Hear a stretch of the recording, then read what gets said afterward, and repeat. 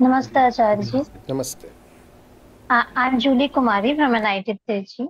Actually, I have one question for my friend. She didn't want to reveal her identity. She just want to ask that what should we do if a partner is cheating on her? And with this, my question is that when should we decide that we should stop putting efforts in a relationship and let the other person go, even for friendship? Means not only for relationship, even for any kind of relationship. What is the definition of cheating?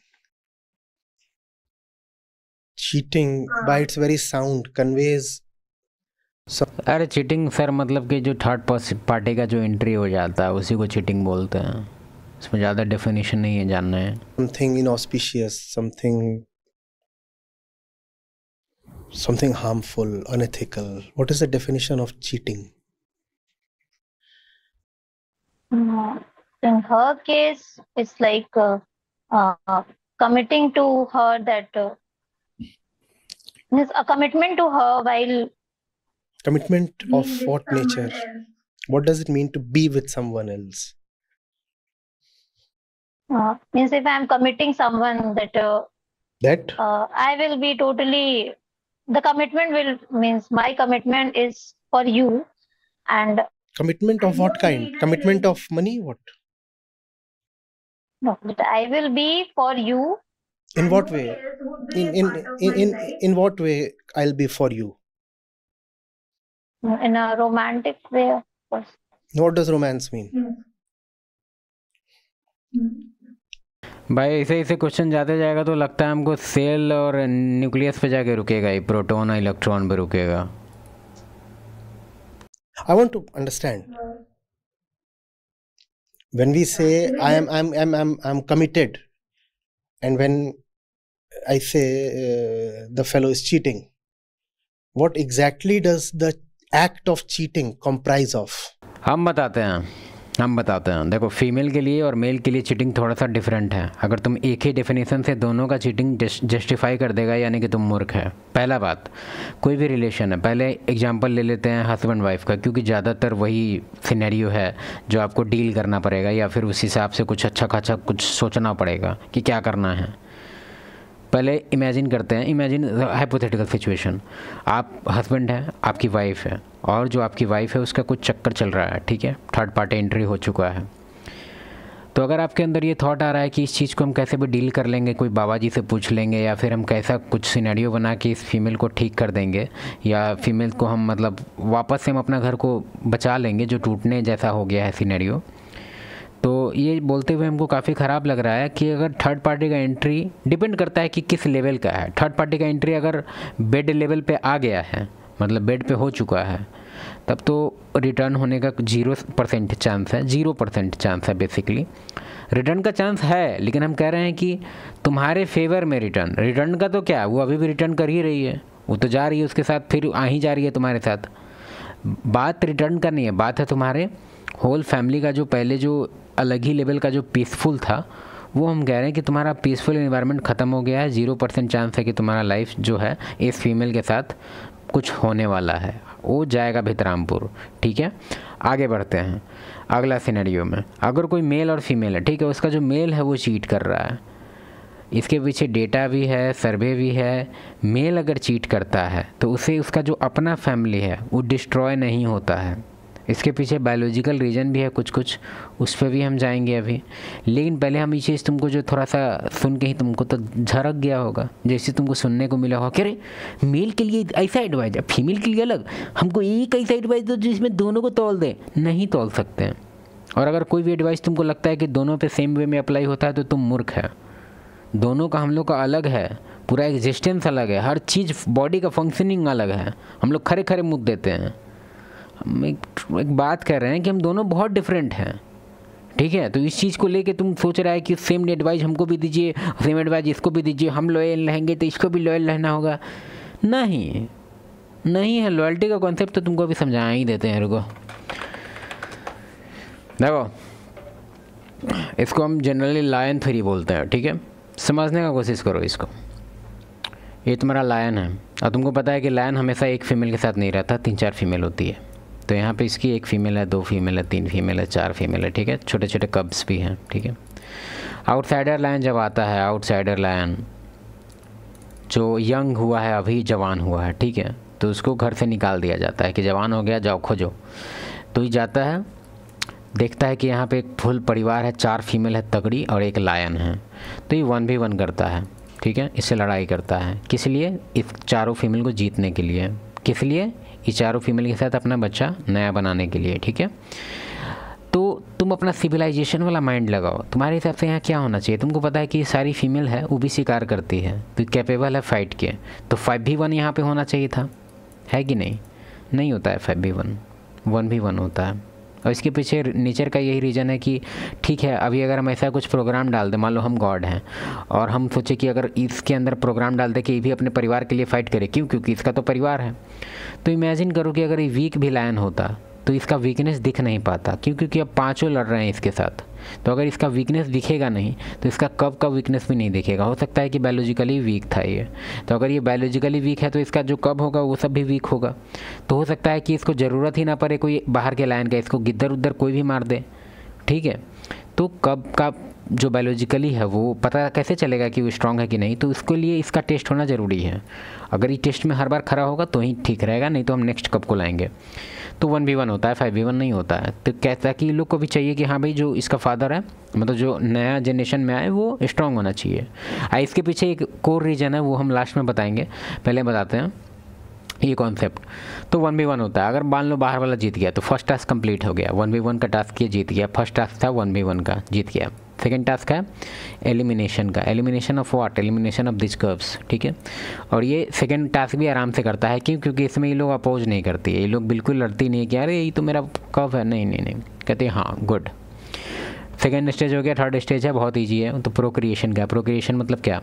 मतलब ये SXX, ठीक है, ये होता है। उसके बाद नया जनरेशन चालू। फिर जैसा ही फैमिली था, अभी बस लायन रिप्लेस हो गया। सेम चीज़ आपका मेल में भी होता है, ह्यूमन में भी होता है। पहले के टाइम भी होता था, अभी के टाइम में भी यही होता है। अब कहते हैं, अब तुमको नया एग्जाम्पल देते हैं हम। ये तुम्हारे हस्बैंड है, ये तुम्हारे वाइफ है, ठीक है। इसमें क्या होता है वो तुम ध्यान से देखो।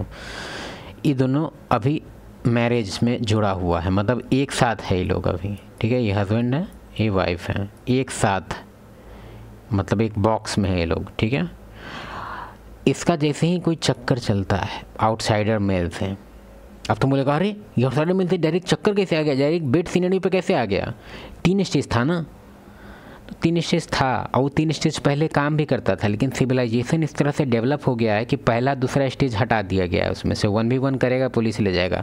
सेकेंड नंबर जो एलिमिनेशन वाला है वो तो तुम जानता है कितना हार्श है, तो वो भी ख़त्म है। तो अब डायरेक्ट है प्रोक्रिएशन का मामला, कि मौका मिले धन धन। तो प्रोक्रिएशन मान लो अगर ये दोनों का बेड सिनेरियो कुछ SXX हो जा रहा है, ठीक है, मान लो फर्स्ट टाइम हुआ, ठीक है। तो इसका जो फीमेल का जो माइंड है, बायोलॉजिकली माइंड, वो अब इसको अपना एक्चुअल हस्बैंड मानती है। क्यों? क्योंकि तुमको पता है कि अभी लायन वाला एग्जांपल में क्या हुआ कि नया वाला जो शेर था वो फैमिली बनाया और वो अब एक्चुअल हस्बैंड है।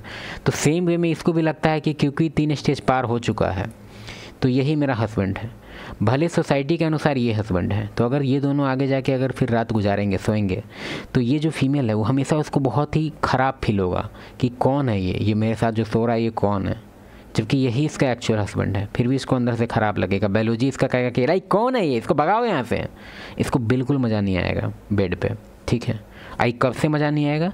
जब से इसके साथ पहली बार हो जाएगा। इसमें परफॉर्मेंस का लेना देना नहीं है कि कौन पटपटा रहा है, नहीं, ठीक है। आगे बढ़ते हैं। तो क्योंकि अब इसका माइंड जो है पूरी तरह से इसको डिसमिस कर चुका है कि ये मेरा हस्बैंड नहीं है, तो इसलिए तुम देखा होगा कि बहुत सारा क्राइम में फीमेल है वो सोचती ही नहीं है। अभी मेरा लोकल केस बताते हैं, तुम सर्च करेगा गूगल पे, तुमको गूगल पे ये भी सर्च मिल जाएगा, और इसके रिगार्डिंग तुमको मल्टीपल तुमको क्राइम मिल जाएगा जो इस तरह से होता है। और उसमें तुमको ये भी जान के अजीब लगेगा कि फीमेल बहुत प्यार करती थी मेल से, फिर भी कैसे कर ली। ये तो काफ़ी कन्फ्यूजन, कुछ कन्फ्यूजन नहीं है, हम बताते हैं क्या हुआ। बॉल का केस पहले मेरा सुन लो। उसमें क्या है कि एक फीमेल है, परिवार कुछ इस तरह से है, पहले समझा देते हैं तुमको पेन प्रोग्राम में। तुम्हारा हस्बैंड है, वाइफ है और हस्बैंड की जो मदर हैं, ये तीनों एक साथ रहते हैं, ठीक है। तीनों एक साथ रहते हैं, और ये ड्यूटी जाता है 2-3 दिन बाहर, तो बस्ता कौन है घर पे? ये मदर। और ये बेचारी इधर उधर बुढ़िया इधर उधर घूमती टहलती होगी। अब उसी चक्कर में इसका किसी से पड़ गया, एक आउटसाइडर मेल, OM लिख देते हैं, ठीक है। अब क्योंकि ये मदर है तो एक तरह से तुम देखा होगा कि ज़्यादातर सिनेरियो में इसके पीछे सर्वे करने का ज़रूरत नहीं है, नॉर्मल फैक्ट है कि अगर फीमेल अकेले रह रही है और मेल को नौकरी जाना पड़ता है, तो और घर में और कोई रह ही नहीं रहा, बस यही दोनों रहते हैं, तो ज़्यादातर एडल्ट्री का जो प्रॉब्लम होता है, जो चीटिंग का सिनेरियो होता है, ज़्यादातर देखा गया। अब तुम बोलेगा कि इसमें कैसे हो गया, इसमें तो मदर भी थी, मदर थी, लेकिन क्या करेगा, अब कोई प्रोडक्टे होता है प्रॉब्लम वाला, तो ये इसका बन गया रिलेशन, ठीक है। लेकिन इसको प्रॉब्लम होता था कि भाई इसके रहते हुए कैसे होगा, तो बहुत सारा केस में देखा गया है कि इसको एलिमिनेट भी किया गया है बहुत सारे केस में। लेकिन ये जो मेरे लोकल केस में है वो ऐसा नहीं था, वो ये था, इसको डर लगा, ये क्या की कि एक दिमाग में सोची, इसको बोली कि कुंभ मेला आप जाके घूम के आइए, ठीक है। अब इसको कुंभ के लिए भेज दी, ठीक है। अब इसको आराम से रात में 2 दिन बच गया इसके पास पट करने के लिए, तो बाहर से बुला ली। फिर इसको उतना ध्यान ही नहीं रहा, इतना एक्साइटमेंट हो जाता है, क्योंकि ये चीज़ तुम जो पहली बार, अगर छोड़ो साला भी क्या बोले, चुप, मतलब जैसे हम कोई चीज़ अभी याद आया अचानक से 3 साल पहले का, कि पहला बार अगर तुमको पता रहेगा ना कि आज मेरे साथ, मतलब आज हम करने वाले हैं, तो तुम्हारा पूरा बॉडी वाइब्रेट करता है, पूरा अलग ही लेवल का एक एक्साइटेड फील करेगा। तुम इमेजिन करो, याद करो तुम अपना पहला मोमेंट, जब पहली बार तुम किसी के साथ सोया था, अलग ही फील होता है वो। तो फिर क्या हुआ कि हस्बैंड है वो वापस आया, ठीक है। अपना कुछ छाता उता कुछ छूट गया होगा या कुछ हो गया था, या फिर इसको डाउट भी हो गया था। डाउट होने का बेसिकली रीज़न भी हम बताते हैं कि कैसे हस्बैंड जो है वो अचानक से उसको फील होने लगता है कि मेरी फीमेल कहीं चीट कर रही है। क्या वो कुछ देख लेता है व्हाट्सएप पे या फ़ोन पे? नहीं, वो क्या होता है ना कि हस्बैंड वाइफ के बीच में ना बहुत बार बॉन्डिंग होता है, एक अलग लेवल का इंटरनल जोक्स होता है, अलग लेवल का एक वाइब होता है, और वो ख़त्म हो जाता है जब फीमेल का पार्टी से चक्कर होता है, तो फीमेल का पूरा तरह से वो चीज़ बंद हो जाता है, रूटीन। और ये चीज़ ये लोग फील कर लेते हैं, क्यों ना करें। तुम खुद सोचो ना कि तुम्हारा किसी दोस्त से एक अलग लेवल पे पहले वाइब बनता था, अलग अलग मजाक चलता था, अचानक से बंद हो जाए, पता नहीं चलेगा। तुमको लगा कि कुछ गुस्सा है क्या, तो इसको अंदर से डाउट था। अब क्या था क्या नहीं हम लोग को कैसे पता चलेगा, क्योंकि ये ऊपर जा चुका है, तो हम लोग को नहीं पता चलेगा कि इसको कैसे शक हुआ या ये वापस क्यों आया उस रात। तो उस दिन रात में ही पहुँचा घर पर, क्या देखा पता है, पॉट पॉट पॉट आवाज़ आ रहा है रूम से। तो देखा, बस पकड़ लिया। क्या हुआ फिर उसके बाद, ये क्योंकि ये सब चीज़ अब कन्फेशन में है, मेल फीमेल जो ये दोनों थे आउटसाइडर वाले, ये लोग पकड़ा चुके हैं, तो ये लोग कन्फेशन किए कि कैसे क्या हुआ। तो ये लोग बोले कि हमको देख लिया। तो फिर हम क्या किए, हम चिल्ला के अपना ये आउटसाइडर को बोले कि इसका हाथ पकड़ो। हम बोले, फीमेल बोली, और ये फीमेल बाहर से गई। एक हंसुआ होता है ऐसे करके, एक साउथ इंडियन टाइप का ये विपन है, यहाँ पे हैंडल होता है, ठीक है, और ये काफ़ी शार्प होता है। वो हंसुआ लेके आई और इसको एलिमिनेट कर दी। उसको बोली कि पहले इसका हाथ पकड़ो। सोच रहा है फीमेल जिसके साथ तुम इतना दिन से रह रहा है, लेकिन तुमको बायोलॉजी पता ही नहीं, तुमको पता ही नहीं कि थर्ड पार्टी का एंट्री है, मतलब अब तुम हस्बैंड का टाइटल खो चुका है, अब तुम आउटसाइडर मेल है जो डिफीटेड है। क्यों? क्योंकि पट हो चुका है। हम मानते हैं हमको खुद ख़राब लगता है ये सब बोलते हुए, लेकिन हम क्या बोले। तो सिनेरियो क्या था ये सुनो, वो हार्ट ब्रेकिंग है, एकदम हार्ट ब्रेकिंग। तुम खुद सोच के देखो, जब ये सुना होगा उसके मुंह से कि इसका हाथ पकड़ो, और उधर से विपन लेके आई, और ये जब ऐसे ही स्ट्रगल कर रहा होगा, कैसा फील कर रहा होगा सोचो। तुमको लगता है कि उसके वार से ही इसको कुछ प्रॉब्लम होगा? नहीं, इसको प्रॉब्लम तो वहीं हो गया उसके डायलॉग से। जिस तरह से देखा कि कैसे रिएक्ट कर रही है, कैसे मतलब नया चेहरा देखा होगा उस दिन इसको रियलाइज़ हुआ कि डिफीटेड है काफ़ी टाइम से ही, 3 स्टेज पार हो चुका है उधर का।